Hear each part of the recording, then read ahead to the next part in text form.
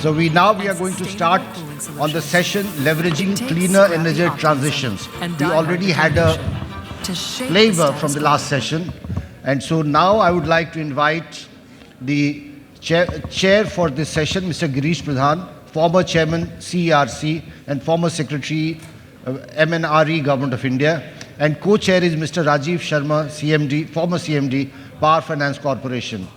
And then we have Mr. Naveen Khandelwal, Dr. Jonathan Holliday, and Mr. Manish Shaw.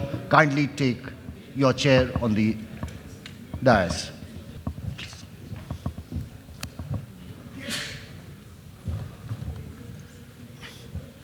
We really have on the dais people who have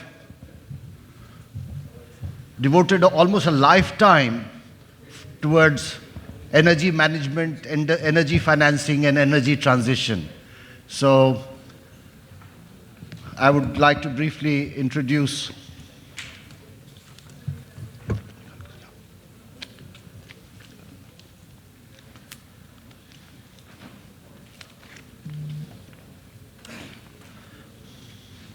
as I mentioned, Mr. Pradhan has been former chairman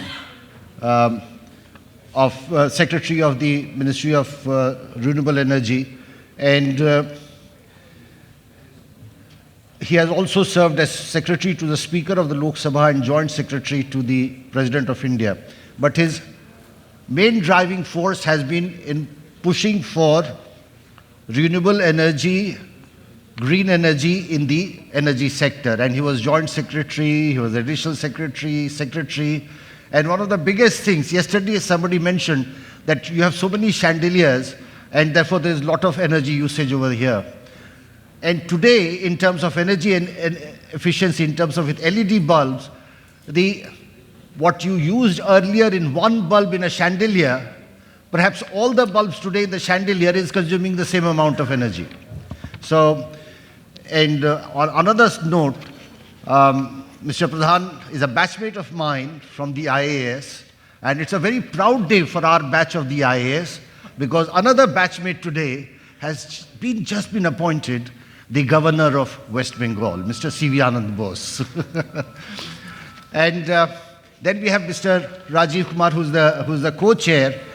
He's a what should I say, veteran of the power sector.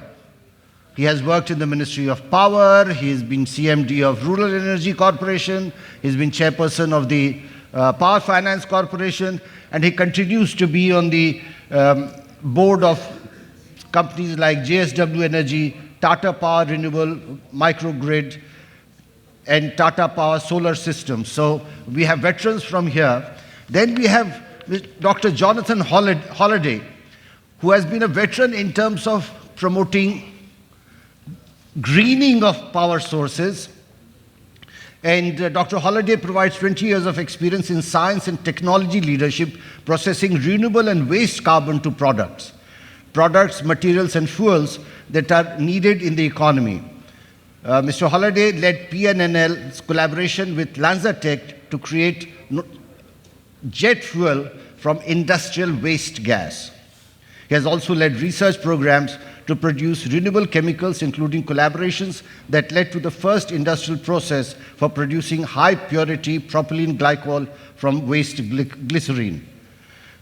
Dr. Holliday has served as Chief Scientific Officer for National Advanced Biofuels Consortium and Chief Operations Officer for the National Alliance for Biofuels and Bioproducts, and co-lead of the Optima of Fuels and Engines in the Department of Energy, Crosscut. He's also been a recipient of award and recognized by the American Chemical Societies for Affordable Green Chemistry and the IRI Achievement Award 2020 and Federal Laboratory Consortium Awards 2019 and 2011. Then we have Dr. Manish Shaw. He is the Chief Growth Officer, Chemical Business for DCM Shriram Industries Limited. He has over 16 years of experience in strategy and development and implementation. He has worked in various organizations, including GE, Dalmia Bharat Group, and other companies. Am I missing for Mr. Naveen Khandelwal? Just a minute.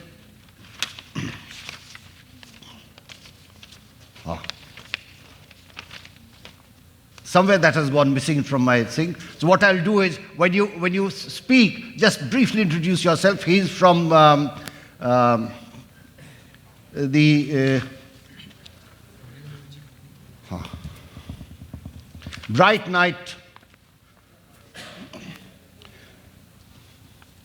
He's the Chief Operating Officer and CFO India of Bright Night Power, which is also pushing for in terms of cleaner and greener energy supply.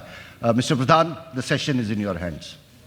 We are running a bit late, so you can exercise your judgment in terms of managing time. Thank you, Kumaresh. Distinguished people on the dais, distinguished delegates, friends, ladies and gentlemen. Generally, when one these days gets such a captive audience, one is prone to be prolix, but I've been warned that we have very little time, and I won't stand between you and the wonderful lunch Kumaresh, I'm sure, has organized for all of you at this very historic hotel. But anyway, friends, I just want to say 2 or 3 things. I'll end in a few minutes because it's more important that you hear the practitioners and the more knowledgeable people as well as my co-chair speak. So just a few things. First is the fact that we are meeting on a very exciting day because I'd like to draw your attention to what is happening halfway across the world in Egypt. Today is when the draft of the COP27 is going to be circulated, and we are all waiting with great bated breath about what they are going to decide about our globe, our planet's future, because these are the people who are deliberating on that. Friends, the chemical industry of India has had a very long and a very proud history. It's one of the most important segments as far as the economy of India is concerned. It has a reputation not just in our country, but internationally. So being at the forefront also, like the sector I've been associated, which is the power sector, we have been I think, accused of treating the environment pretty badly. So although, of course, power is much more a culprit, the chemical industry is also there and is also guilty to some extent. Be that as it may, I feel that renewable power in India came into focus in a big way only in the last 10 years or so. At the beginning of this millennium, it was basically the hydro assets which were producing a lot of our energy. But I'd like to remind you that in wind, India was the 4th largest in the world. I mean, I'm talking about the turn of the century. We were already 4th largest, and we kept exchanging places between Germany and us in terms of which was ahead in wind. It was actually solar which really completely changed the renewable scenario. And I'm so glad that I was able to hear the last session, especially the gentleman who very vociferously and enthusiastically and passionately talked about green hydrogen. Now the point is that when we started in right earnest the solar energy program, each unit at that time, I don't know, many of you may not have familiarity with this, each unit was around 15 to 16 rupees. And today, solar power is less than thermal power. So in a matter of 10 years, the costs have come down. So that's one of the things that I think you may all like to keep at the back of your mind. However costly I'm just giving an example. Green hydrogen is, it doesn't matter. And unless the chemical industry puts its foot forward, see, nothing in life comes cheap. We all know that. You know it much better than me. You're into business. But somebody has to be brave enough, and as an industry, we have to be brave enough to enter that. Ultimately, the value and the effect of investing in something like hydrogen, green hydrogen, is tremendous, not just for yourselves, but also for the country, the export potential, and for the world at large. I'm just going to leave three things with you. The first is a very unglamorous and not taken very seriously, but of tremendous consequence, which is energy efficiency. I think the first thing that all of you must focus on is energy efficiency. The next is in terms of the maximum use of renewable energy, wind, solar, bio, or a mixture of wind and solar, which is now showing great results. The third, of course, is the new kid on the block, which is green hydrogen. I'd requested my friend last year, because I was associated with this conference last year, that perhaps the ICC would be well advised to keep a register. I mean, you know, a register in the sense everything is digital these days, to account for how much exactly is the renewable energy that the various units and the various members of this august body are actually utilizing in their day-to-day activities, into their production. Because that gives you an idea as to whether you're actually keeping your money where your mouth is. Because I don't think anybody in this room is going to deny the fact that renewables is the future, renewables is the way to go forward if we are serious about the 2-degree bar that the world as a whole needs to achieve. So these are three things. I'm sure that my colleagues on the dais will give you a lot more, and they're much more knowledgeable. But I'm so glad that we've come. I will take up with my friend again the fact that this kind of a monitoring and a register needs to be kept, because it's important. Once again, I thank you all. I look forward to the discussions that are going to take place, and I thank ICC for having given me this chance. Thank you.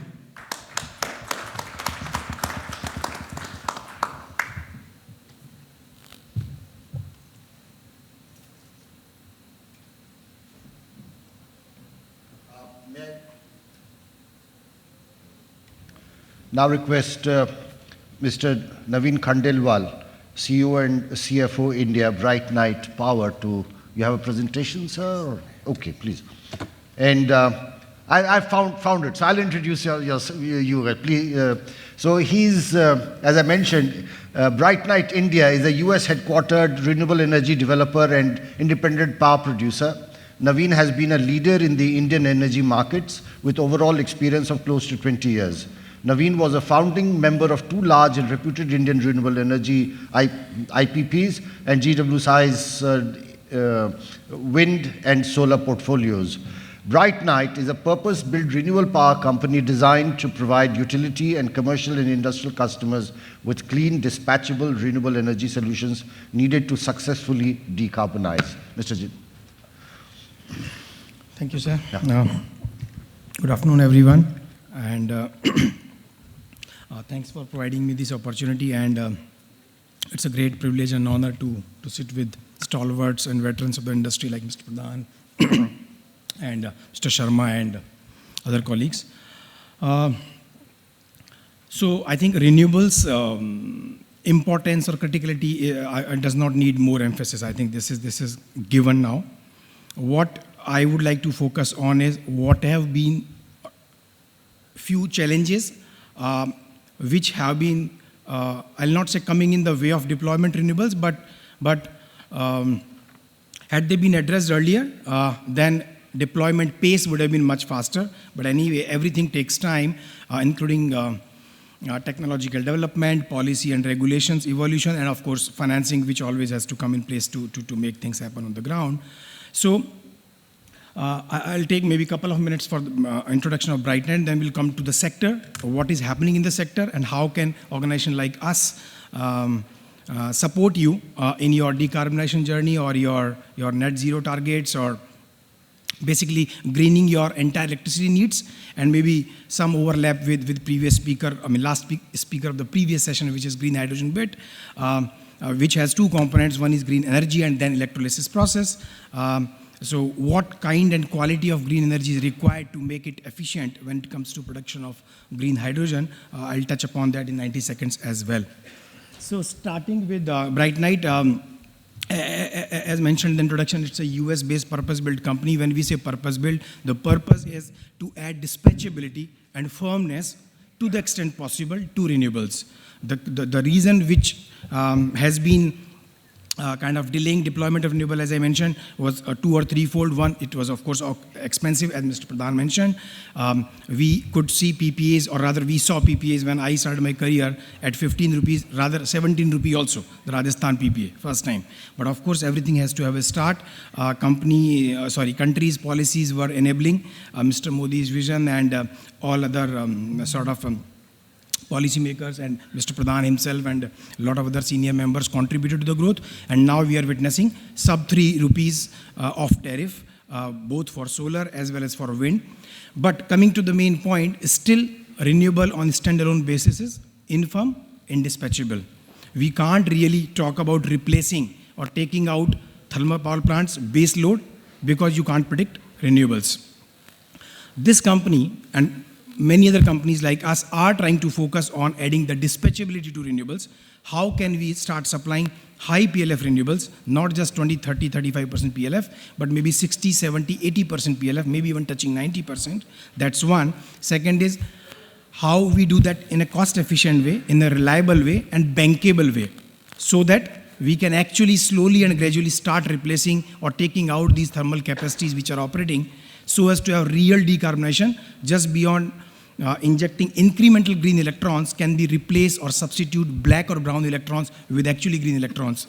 And then of course, apart from electric sectors transformation or transition, the new demands which are coming in from electric mobility as well as e-fuels like green hydrogen, all that is also going to require renewables, and having dispatchable and firm renewables is going to be so very critical that that kind of gave birth to companies like us. That's why we call it purpose-built, that we will not be doing plain vanilla renewables of wind and solar power projects. We will focus full-time and in full of our portfolio on the high PLF, complex, multi-tech, and dispatchable renewables. Now, shall we go to the... This one? Yeah, so very quickly, though I introduced most of it, the company focuses on mostly hybrid power plants, which is the base for dispatchability or high PLF. Then we add storage to it, then we add hydro to it, and then we add all possible sources of renewable energy so as to give that predictable, dispatchable, and high PLF renewables.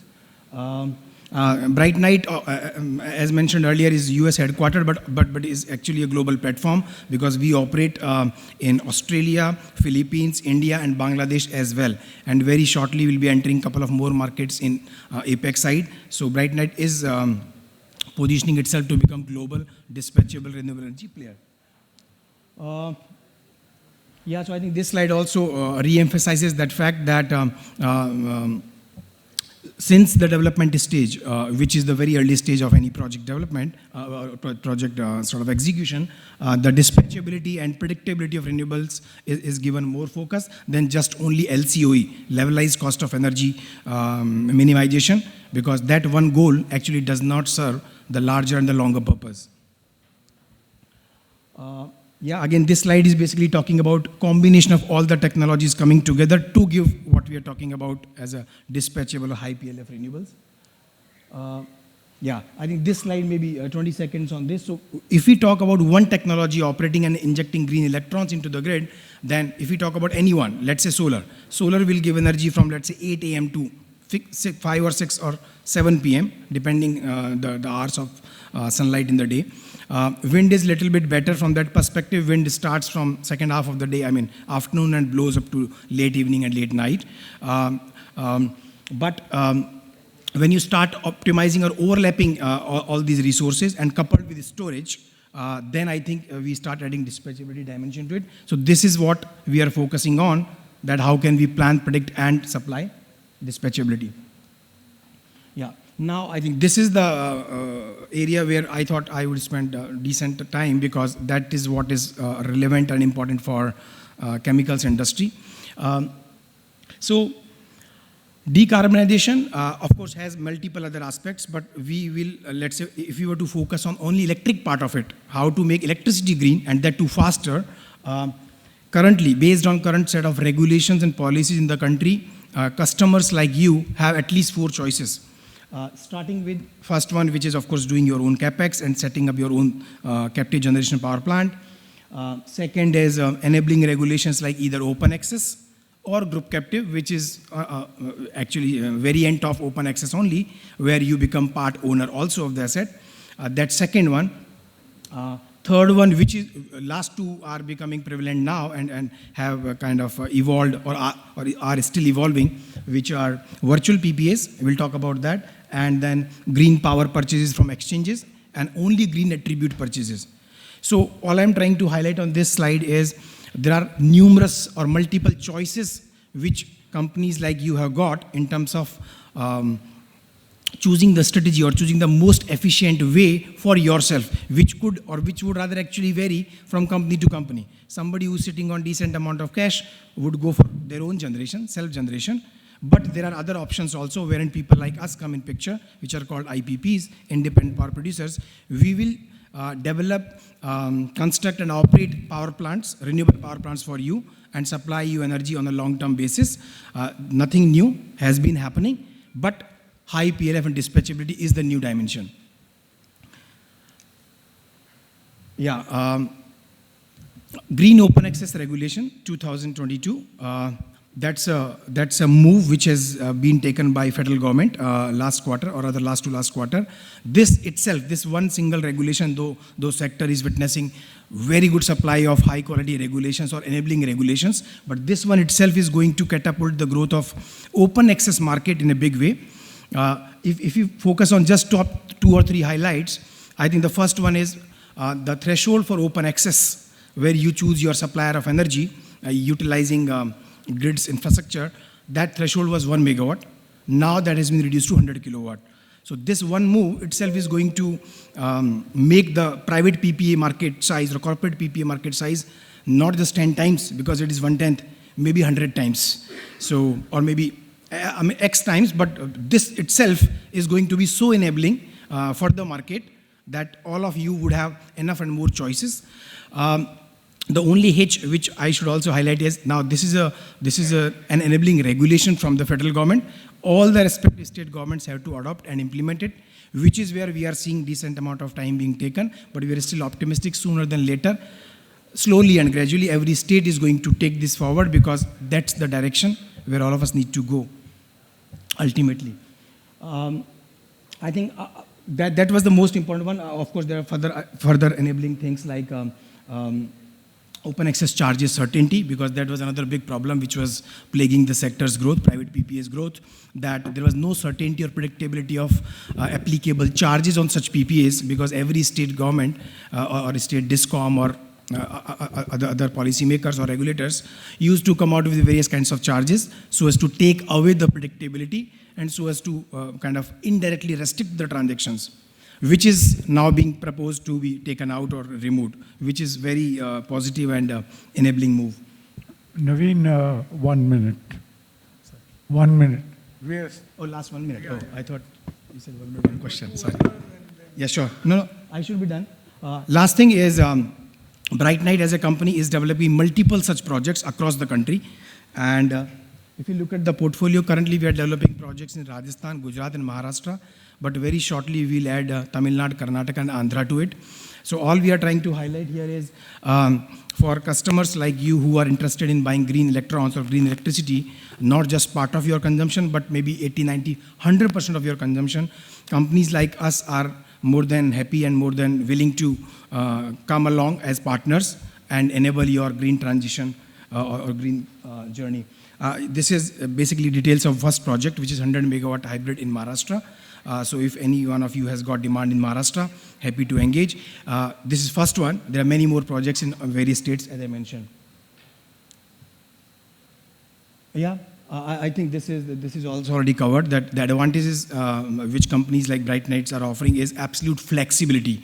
We engage with you in terms of understanding your load profile and then propose solutions, whether it is X megawatt wind and Y megawatt solar and Z megawatt of storage or something else. Whatever suits your requirements is going to be the solution, not just what we are putting as a plant and we force some kind of a supply which may or may not match with your load. Yeah, I'll take a pause here. Thanks, everyone. Thank you, Naveen. Thank you. That was well done. Dr. Holliday, if I may request you, given the constraint of time, I'd request that you keep it very short. Thank you. Thank you. So I am thrilled to be here with you. Do I have my slides up? There you go. Thank you. My name is John Holliday. I'm from LanzaTech. We're based in the United States, but we also have offices here in Gurgaon. And it's really thrilled to be here with you. And I hope what I present is of value to you. As we think about power, we appreciate that power can be carbon-free. Fuels, on the other hand, need carbon. And chemicals for the everyday products that we use need carbon. Now, I realize this is a session on renewable and how this clean energy transition can help in the chemical sector. I'm going to focus a little bit more on carbon and how renewable energy and carbon can work together. And I'll give you some very specific examples about how this energy transition can work together as we think about this. And in doing so, I'll talk a little bit about biotechnology. But, as we think about the energy that we have, a significant amount. In the United States, for example, an exajoule of energy is 18 exajoules, 100 exajoules of energy is used every year. The vast majority is petroleum and natural gas. It's used both to power our plants, but it's also used as the chemical feedstock. And the problems that we have with waste carbon today is significant. So while where that carbon is going to come from is going to help determine our climate future. So with apologies, I'm going to really focus a little bit more on that carbon, but I'll try to keep my comments short to help us get going. The technology that we use that we would like to present is fermentation. But it's not a standard fermentation that we use sugar. It's a gas fermentation in that we can take waste and transform those waste into energy and into valuable carbon. We can use industrial waste gas. So today in India, we're working with the Indian Oil Company to take off gas from petroleum refinery and using that off gas that consists of carbon monoxide, carbon dioxide, and hydrogen, and transforming that into ethanol that we can use for products. And so here is another way that we think about how we can change and think about the clean energy transition in which we're taking the waste from different industries, including industries that produce energy, and using that as the feedstock for the future. We do the same with steel. In the production of steel, there is waste gas that's rich in carbon monoxide. We use that as a feedstock to produce chemicals.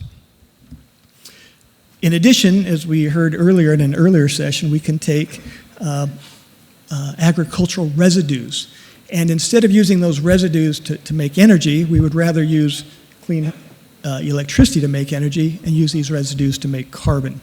And finally, we can also then help recycle by taking electrolysis, direct air capture, and other CO2 that's formed and use that to make different products that go into fuels and that go into chemicals. This allows us to really recycle and think about this recycling of taking CO2 and recycling that CO2 back into markets, but it also allows us to take the waste that comes from the products that we use and recycle those back into markets. So today, as a carbon capture and transformation company, we are practicing this right now. We have 3 plants in production today that are capturing and transforming carbon from steel production, and as I said, soon from the production of refinery waste gas and so forth. As we mentioned earlier also, this also includes gasification of municipal solid waste and other things. Used tires, end-of-life tires, materials that come from fibers that no longer have value, and use this as raw material to recycle and keep this carbon circular. As we think about how do we make sure this is sustainable, right now we can talk about the tons of carbon dioxide that we avoid, and it's significant. But just as important, I'd like to talk about this first plant that we have in China, recycling waste gases from steel production, is certified. It's a certified from the Roundtable on Sustainable Biomaterials as sustainable. And what that means is we think about not only the greenhouse gas, but the human and labor rights, rural and social development, local food security, conservation, soil, water, air quality, how we do waste management, all of this is critical. It's critical as we think about this energy transition, particularly as you think about the energy transition, including both production of electrons and production of carbon. Today we have several more plants being built. Let me just concentrate on a couple here in India. I mentioned already Indian Oil Company, but there's other work that we're doing in Mangalore with a small company called Anchor, which today has a gasifier technology that's used to make electricity. What we are doing is working with them to take their gasifier and making carbon products. Again, with the idea that we don't need to use biomass to make electricity anymore. We can use that biomass to make the products that we need. So ethanol becomes a starting point for multiple pathways that are important to the chemical industry. Some of those pathways go into paraffins and isoparaffins to fuel the planes that we use. LanzaTech has developed a technology to produce that. The first commercial plant will be coming online within the next year. But also producing the ethylene that goes into the chemicals that we use.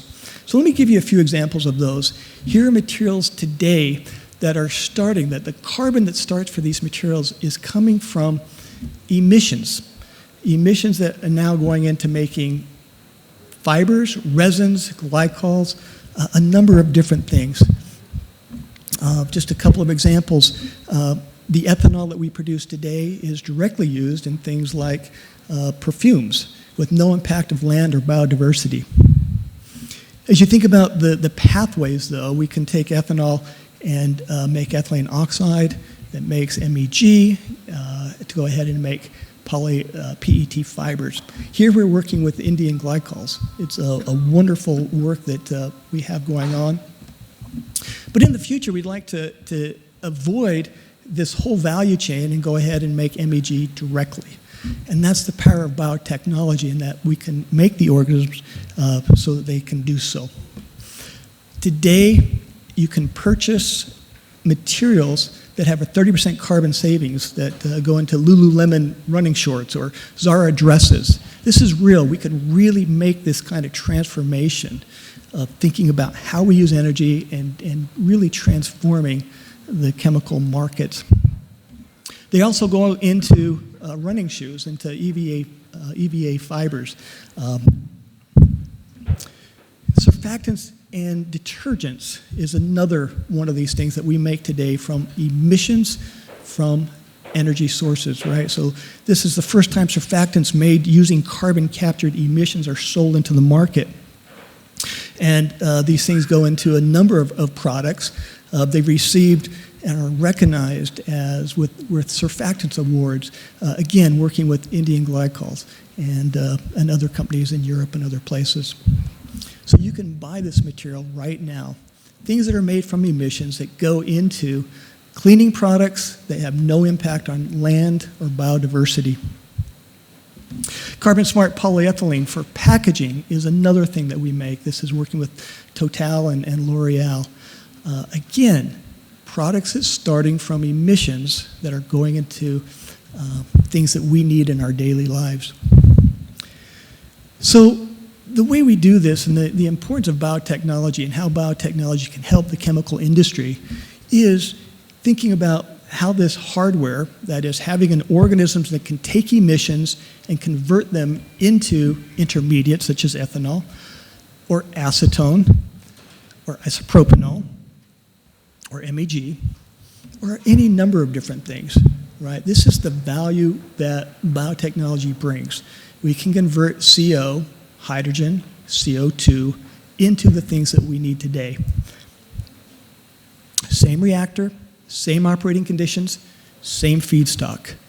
But we operate this in a way that we can make any of these compounds and do so in a disruptive manner with rapid reactions and that can handle market fluctuations. For example, we could run 3 months making ethanol, change out the organism, run 3 months and making acetone. So as acetone and isopropanol become online in commercial plants in the near future, we expect to see even greater savings in the carbon emissions, 165% lower carbon emissions to make these products. All from the programming of the microbes that can be used to do these transformations. Let me just make one more example, and I'll try to be quick, and that is the importance of hydrogen as we think about this and how we're using this energy transition to move forward.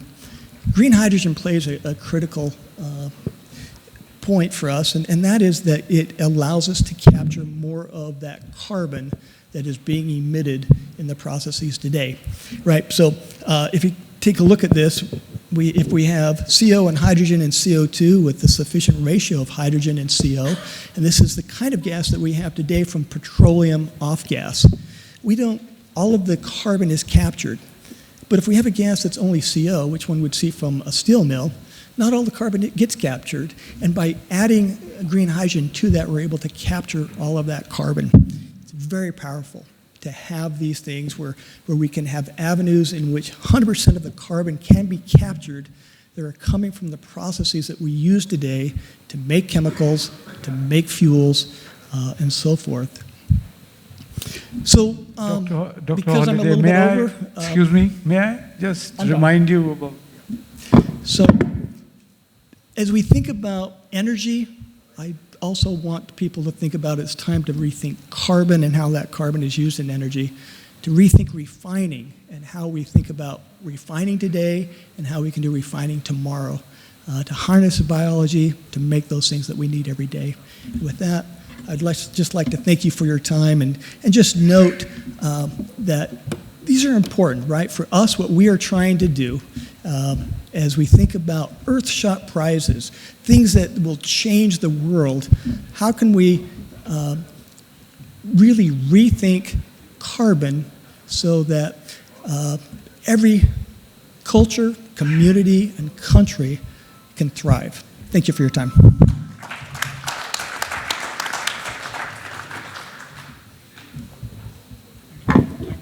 Thank you, Dr. Holiday. Sorry to have rushed you through. Manish, may I request you right in the beginning? Otherwise, the organizer is throwing dirty looks at me. So good afternoon, ladies and gentlemen. Since as per the schedule, I am the last man standing between the lunch and you, so I'll keep it short and sweet. The only thing I'm going to share today is the experience of our organization, which we started in 1998, and why it is relevant even today.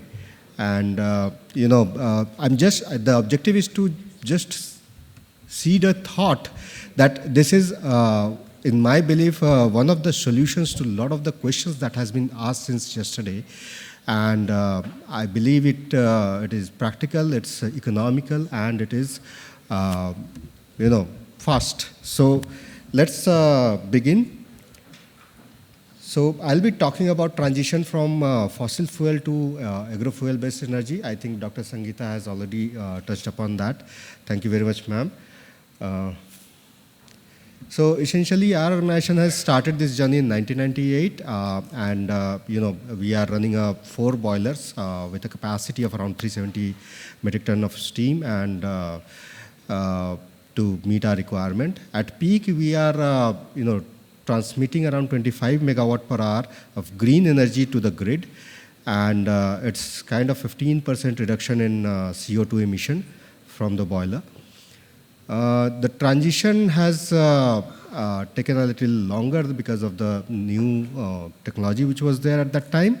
The beginning started when we started the journey. It was in 1998 when we were consuming around 40,000 tons of coal, and it was like, since at that time there was a lot of policy support and everything which was there. So we started that journey, and 1998 to 2004 there was a lot of learning, a lot of movement and all that.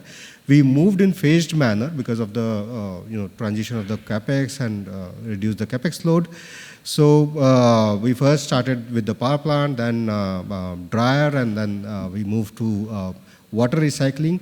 Today our the sugar business is ZLD, and we are completed the whole Dorala setup.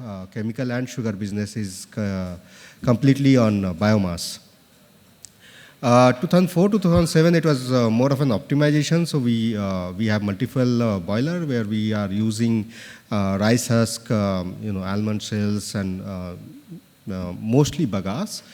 Then in 2007, we became completely green, and currently it is like one of the green energy producing company.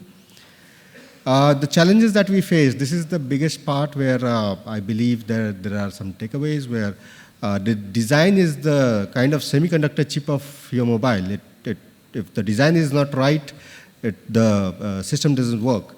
So effectively, you have to have a proper design. That's the biggest challenge in the commissioning part. Then there is sourcing. So sourcing, because it's agro-fuel based, so sourcing is a big challenge during non-seasons. So storage facility, kind of better management of the inventory will help over there. Operations, the moisture content during monsoon is one of the challenges that we face during operations, and that is where the bagasse drying facility helps. And transmission is mostly the losses that need to be captured. So that is where we need to have a proper audit. So in our organization, we have a 6-monthly audit to ensure that the losses are minimized, and we have proper maintenance system to take care of the any leakages which is happening in the system. Cost benefit analysis is the biggest part, where everything is boils down to numbers. So at that time, the return on investment was around 20%. Today, each kg of bagasse produces around 2.1 kg of steam, and rice husk produces around 3.2 kg of steam at 65 kg per centimeter square pressure. The power generation is approximately 40% at the cost of grid power cost, and other benefits are, of course, the green energy, various fuels can be used, and overall environmental impact that I believe is the key takeaway from the green energy. A little bit about my company. So basically, we started the chemical business in 70s, and we are mostly into photochlorination and cyanation. And there are two parts. One is chlorination of toluene, and then we do raw material for pharma products like amoxicillin, ampicillin, and all that. So with that, as I said, it's short and sweet. So I conclude. Thank you very much for your patience, and thank you. Thank you, Manish. You will get a special prize for that. Well, I've already said my bit. We'll allow 2 questions because I think thanks to Manish, we've been able to do it faster. So 2 questions I'd allow. Anybody from the audience? Oh, wonderful. So that was unique. Either it means you're all hungry, or it means that they were so brilliant that there's nothing left to. Anyway, thank you for being such a great audience. I'll just request my co-chair, a stalwart from our power sector, Mr. Rajiv Sharma. And as usual, the man from finance will have the last word. Thank you very much, sir. Everybody is waiting for lunch. After listening patiently to all my predecessor speakers, it is true that the way forward for chemical industry is also renewable energy transition. It is not compulsion because of sustainability. It is because of economics also now. Because when the country started with solar power, we used to mix it with the fossil fuel power, thermal power, but now it is cheaper than the thermal power. That's why the country is concentrating on 500 gigawatt renewable power by 2030 so that we will be able to meet our 50% requirement from renewable energy by 2030. As our targets have been fixed for net zero carbon emission by 2070, we are on the right track, and solar, wind, biomass projects are being added into the capacity. But looking at the power crisis we had in April, March, it means the fossil fuel will also continue to be our mainstay for another 15-20 years. For base power, we require thermal power. But apart from adding capacities into our grid, renewable power, we require to use electricity in other sectors also, like transport and industry. That's why we are focusing on e-mobility. More and more e-vehicles are being used, and my previous speaker was talking of ethanol. We have started to reduce our dependence on import of oil. We are mixing ethanol also, so biofuels are also being used. Of course, the policy framework has to be created, as like my previous speaker was talking about open access 2022 rules for green energy. Yes, it will make the way for renewable energy for different sectors to use it. Earlier, open access policy was not being strictly followed. Maybe so many regions were there. Similarly, RPO trajectory, renewable power obligation, it will also encourage the distribution companies and government companies to follow the path of RPO and to achieve their trajectory. So in the end, I would say that it is not simply the sustainability, it is the economics also which is driving the renewable energy addition and making this world more livable for our future generations.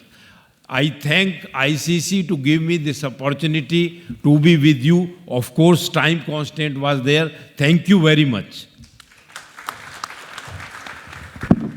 Thank you, ladies and gentlemen. I think we've come to the end of this session. And before we end, we would like to hand over a mini packet of carbon capture. This has writing pads and pens that contain seeds for plants, and So you, as a chair, you can hand it over to the co-panelists.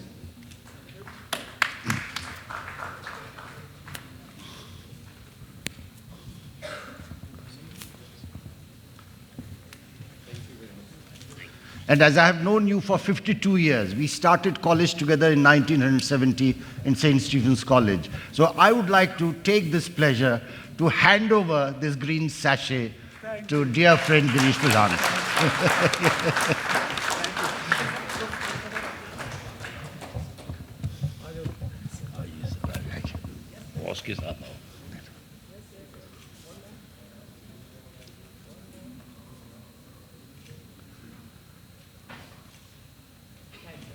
Thank you very much. So we are now going to have a lunch break.